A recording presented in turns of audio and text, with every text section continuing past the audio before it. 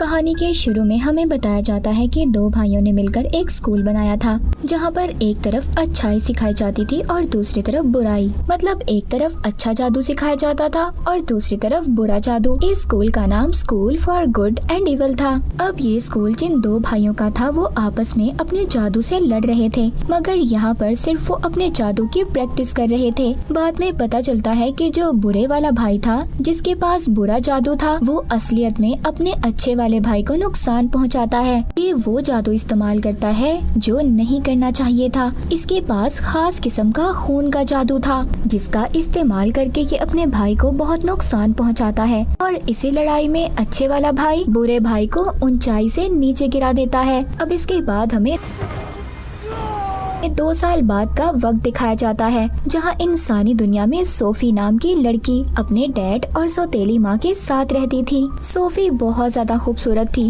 वो परियों की दुनिया में जाना चाहती थी, जहां जाकर वो प्रिंसेस बनना चाहती थी। उधर ही एक और लड़की रहती थी जो सोफी की बहुत अच्छी दोस्त थी, मगर ये बिल्कुल प्यारी नहीं थी। इसके बाल चुड़ैलों जैसे थे, इसीलिए शहर के सब लोग इसको चुड़ैल बुलाते थे। अब ये दोनों बिल्कुल अलग थी, मगर फिर भी इनकी दोस्ती बहुत गहरी थी। अब वो दोनों स्कूल जाती हैं, फिर वो किताबों वाली दुकान पर जाती हैं, जहाँ पर सोफी परियों और प्रिंसेस वाली किताब लेती है, जबकि उसकी दोस्त भूतों और चुड़ैलों वाली किताब लेती है। अब यहीं पर दुकानदार उसको उसी जादुई स्कूल की किताब देती है, जिसे देखकर सोफी उससे पूछती है कि ये स्कूल कहाँ पर है। वो दुकानदार कहती है, मैं नहीं जानती, शायद इस बारे में किसी को भी नहीं पता। ये या तो इसी दुनिया में होगा या फिर कहीं और सारी कहानियाँ भी इसी स्कूल से शुरू हुई थी, जो हम अक्सर किताबों में पढ़ते हैं, वो यहीं से लिखी जाती हैं। मगर सोफी की दोस्त यकीन नहीं करती। वो दुकानदार बताती है, कुछ सालों पहले हमारे गांव की लड़की को भी इसी स्कूल के मॉन्स्टर उठा कर ले गए थे, जिसका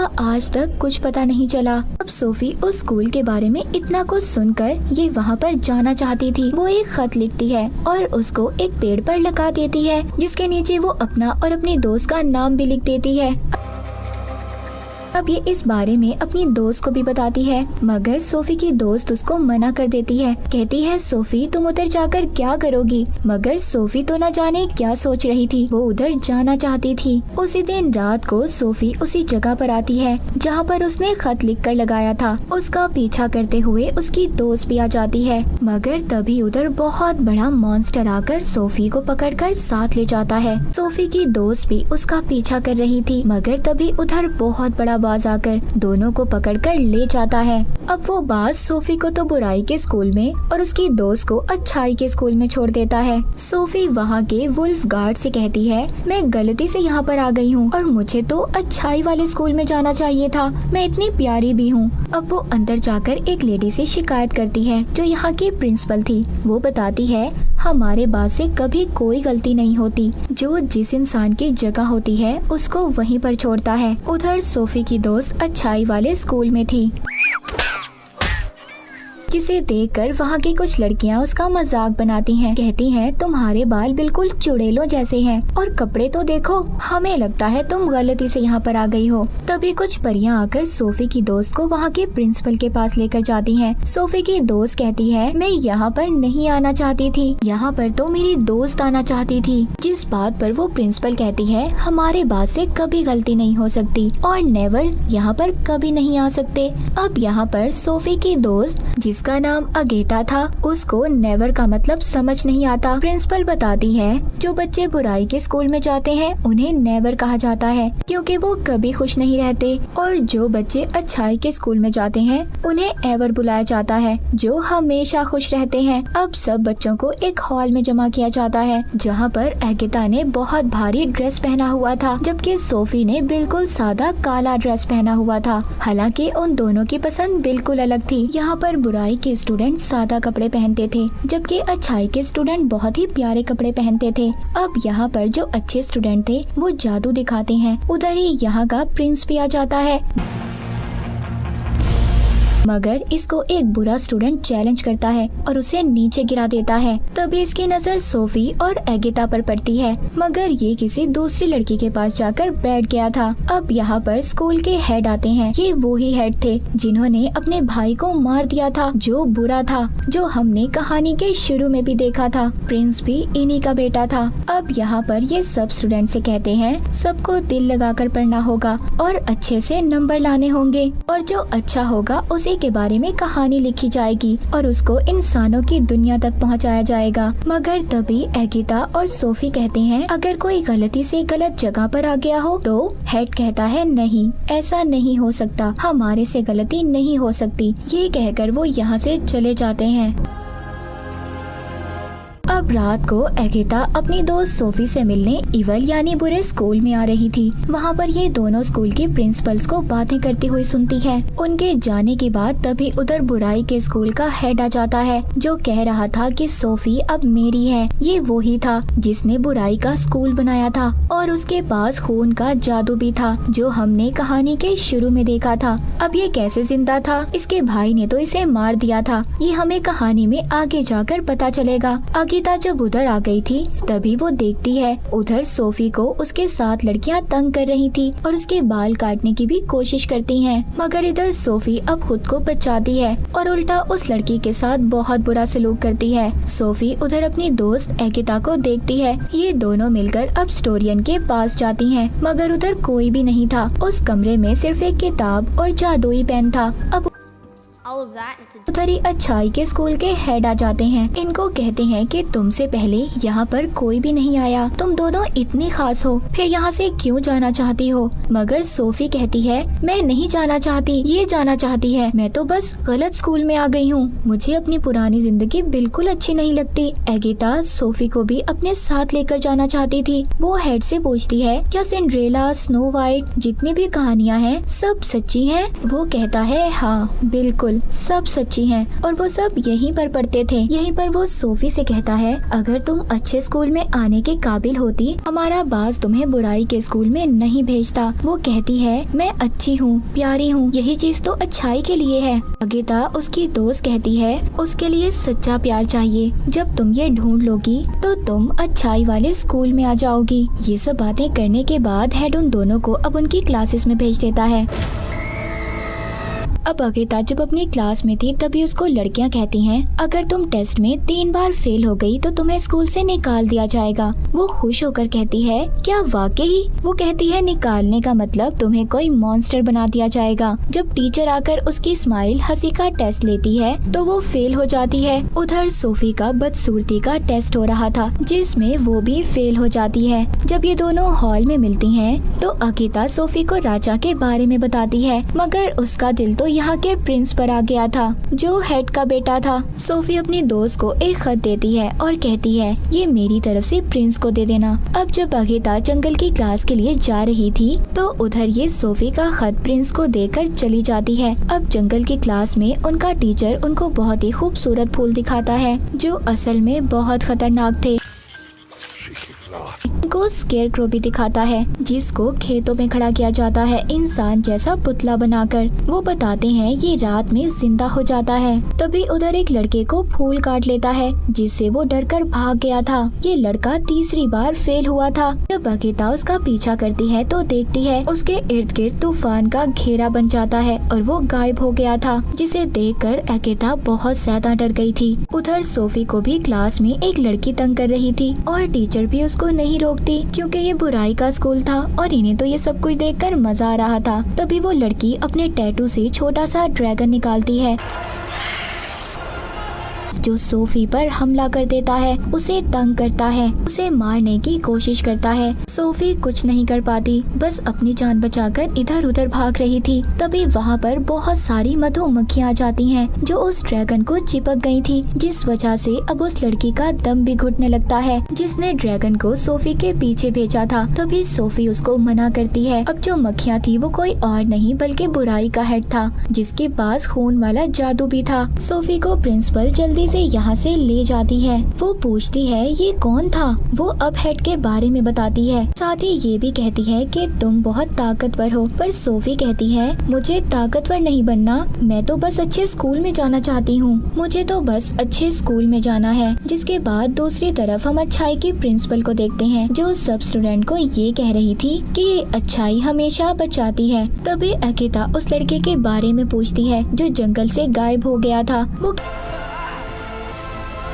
कहती है ये स्कूल का रूल है और ये कहकर वो उसे चुप करवा देती है। अब वो बताती है कि साथ ही नहर में एक मछली है जो सबकी ख्वाहिशों को पूरा करती है, तो आप सबको अपनी अपनी ख्वाहिश को उसे बताना होगा। जब अगिता की बारी आती है तो ये मांगती है जो लोग अपने घर जाना चाहते हैं वो आराम से जा सकें। तभी वो मछली एक लड़की में बदल जाती है। वो कहती है आज तक ऐसा किसी ने कुछ नहीं मांगा, तुमने बिल्कुल वही चाहा जो मैं चाहती थी, इसीलिए तुमने मुझे जादू से आजाद कर दिया। मुझ पर जो जादू टेस्ट में फेल होने की वजह से किया गया था। ये कहकर वो गायब हो जाती है। तभी उधर बाज आता है जो अगिता और सोफी को यहाँ पर लाया था। जब अगिता के पास आता है तो ये समझ गई थी ये वो ही लड़का था जो जंगल में गायब हुआ था, उसको अब बाज बना दिया गया था। तभी उधर प्रिंस आकर उसे तलवार से मार देता है, ये समझकर कि शायद ही अगिता को मारने वाला था। गुस्से में अगिता प्रिंस के मुंह पर मुक्का मारती है कि उसने बाज को क्यों मारा।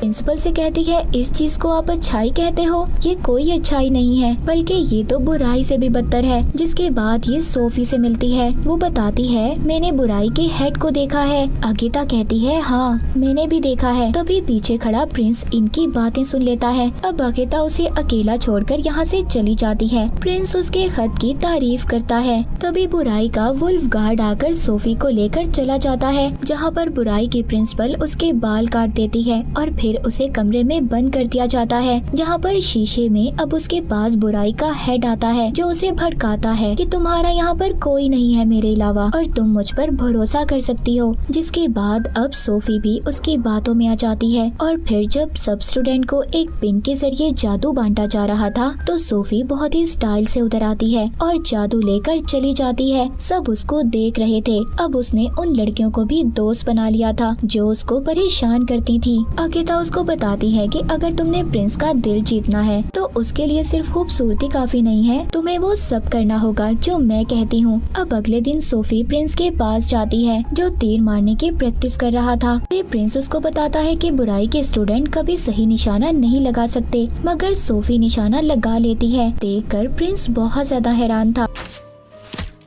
असल में वो निशाना अगिता के जादू की वजह से लगा था। अब प्रिंस सोफी को अपनी रानी बनाने के लिए चुन लेता है, मगर ये बात किसी को भी अच्छी नहीं लगती। अगिता कहती है जो सच्चा प्यार होता है वो कभी दूर नहीं होता। अब वहाँ पर एक मास्टर कहते हैं ठीक है, इस बात का पता तब चलेगा हम इन दोनों को जंगल में अलग अलग छोड़ देंगे। अगर इन दोनों ने एक दूसरे को ढूंढ लिया तो इनका प्यार सच्चा है, हम भी फिर इनको कभी अलग नहीं करेंगे। अब रात को इनको जंगल में छोड़ दिया जाता है, लेकिन सोफी को उस जंगल के बारे में कुछ भी नहीं पता था। वो उन्हीं खूबसूरत फूलों के पास चली जाती है जो उसे काटने लगते हैं। उसके डर से वो अब स्केयरक्रो के पास पहुंच जाती है। रात को जिंदा हो जाता था, वो डर के मारे चिल्ला रही थी। तभी उधर अगिता अपने जादू से कबूतर बनकर अपनी दोस्त की मदद करने आ गई थी। तभी उधर उन्हें प्रिंस की आवाज आती है। अब अगिता खुद छुप जाती है और सोफी को उसके पास भेजती है, मगर उस स्केयरक्रो की वजह से प्रिंस की जादुई तलवार नीचे गिर गई थी। स्केयरक्रो उसे बहुत ज्यादा मार रहा था। अगिता सोफी को इशारा करती है कि तलवार उठाओ, प्रिंस को दो, मगर वो डर की वजह से कुछ नहीं करती। अब जब प्रिंस मरने वाला था, अगिता खुद आ जाती है और उसकी तलवार उठाकर उसे दे देती है, जो स्केयरक्रो को मार देता है। प्रिंस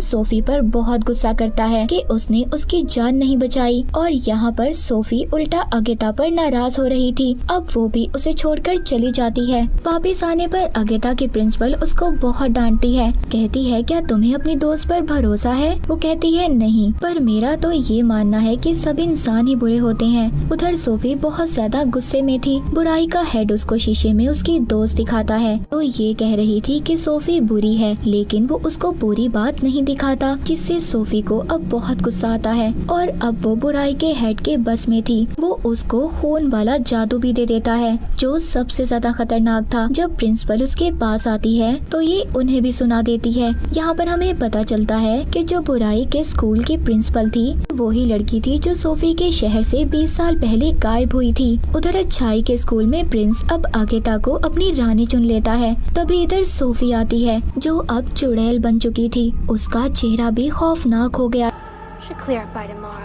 था। सब उस खून वाले जादू की वजह से था और कहती है तुम्हारी रानी तो मैं ही बनूंगी। ये कहकर चली जाती है। तभी उधर ये देखते हैं कि सोफी ने अपने जादू से वहाँ के सभी गार्ड टीचर्स को छोटे छोटे खिलौनों में बदल दिया था। अब ये देखकर प्रिंस बुराई के स्कूल पर हमला करने चला जाता है, मगर उधर इसके जादू और हमले को सोफी रोक लेती है और उन पर उल्टा हमला कर देती है। अब यहाँ पर जो बुराई के स्टूडेंट थे वो खूबसूरत होने लगे थे और अच्छाई के स्टूडेंट में बदल रहे थे, जबकि अच्छाई वाले बुराई में बदल रहे थे और बदसूरत हो जाते हैं। अब यहाँ पर सबके दरमियान में लड़ाई होना शुरू हो जाती है। अगेता सोफी के पास जाती है, उसे रोकती है, कहती है प्लीज ये सब रोको, ऐसा मत करो। तभी सोफी उधर कमरे में जाती है जहाँ पर जादुई किताब और पेन था। ये यहाँ पर अच्छाई के हेड को मारने आई थी, पर तभी ये देखती है जो अच्छाई का हेड था वो बुराई के हेड में बदल जाता है जिसने इसे जादू दिया था। अब वो बुराई का हेड कहता है मैं तो शुरू से ही जिंदा था, मैं ऊंचाई से गिरा तो मैंने वापस आकर अपने भाई को मार दिया था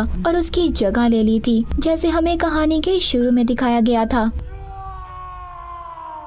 अब वहाँ पर ये सोफी को जैसे ही अपने काबू में करता है उधर सब कुछ तबाह होने लगता है। सोफी उसे कहती है इसे रोको, मैं ऐसा नहीं चाहती थी, मैं सबको मारना नहीं चाहती थी। तभी उधर अगेता आ जाती है। इस पर वो बुराई का हेड कहता है ये अब मेरी है, तुम इसको कहीं नहीं ले जा सकती। वो कहती है मेरे होते हुए तुम मेरी दोस्त को कुछ नहीं कर सकते। तभी बुराई का हेड उस पर जादुई पेन से हमला करता है, पर उसके आगे सोफी आ गई थी जो पेन उसे लग जाता है। अब क्योंकि सोफी और बुराई के हेड का जादू एक ही था, जैसे ही वो पेन सोफी को लगता है वो जख्मी हो जाती है और उनका जादू अलग हो जाता है। अब वहाँ पर प्रिंस भी आकर उसे मारने लगता है, मगर वो उल्टा उस पर हमला कर देता है जिससे प्रिंस भी दूर जाकर गिरता है। मगर सोफी अपने जादू से उसकी तलवार उसकी तरफ कर रही थी, जिसको अब कूदकर अगेता पकड़ लेती है और बुराई के हेड को मार देती है। अब सोफी भी मर गई थी, जिसे अगेता देखकर बहुत रोती है, लेकिन जब उसके आंसू उसके जख्म पर गिरते हैं तो वो दोबारा जिंदा हो जाती है, जिसे देखकर वो बहुत खुश होती है। अब इसके बाद वहाँ पर अच्छाई और बुराई दोनों के लोग मिल जाते हैं। वो सब एक दूसरे के साथ हंसी खुशी रहने लगे थे। तभी वहाँ पर जादू से एक रास्ता खुलता है जो उनके घर का रास्ता था। अगेता कहती है कि तुम सोफी प्रिंस के पास रुको, मैं घर जा रही हूँ, मगर वो कहती है नहीं, हम दोनों इकट्ठे जाएंगे। अब ये दोनों वापिस से अपनी दुनिया में आ गई थी और दोबारा से पुराने जैसी जिंदगी जीने लगती हैं, मगर अब इनके पास जादू था। एक दिन प्रिंस का तीर इंसानी दुनिया में आकर एक पेड़ पर लगता है, जिससे आवाज आती है अगेता मुझे तुम्हारी जरूरत है। और इसी के साथ ये मूवी यहीं पर खत्म हो जाती है।